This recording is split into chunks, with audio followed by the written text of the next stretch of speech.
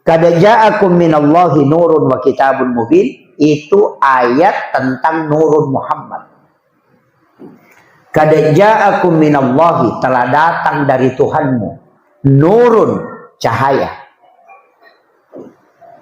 wa kitabun mubin, dan kitab yang menerangkan. Makanya Al-Quran, Taurat, Injil, Zabur itu belakangan.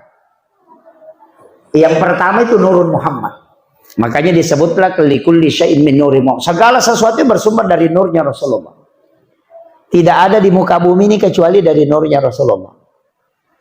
Makanya ketika Nabi keluar berjalan, itu pasti ada awan yang menutupi. Itu kan mukjizatnya Rasulullah. Bukan karena Nabi takut hitam, Pak Bu. Bukan. Bukan juga Allah tidak menginginkan Nabi kena sinar matahari, tidak. Bukan Nabi takut kena sinar matahari, tidak. Tapi kenapa awan menutupi Rasulullah? Itu karena Allah menjaga matahari. Karena seandainya tembus cahayanya ke Rasulullah, maka pasti matahari hancur.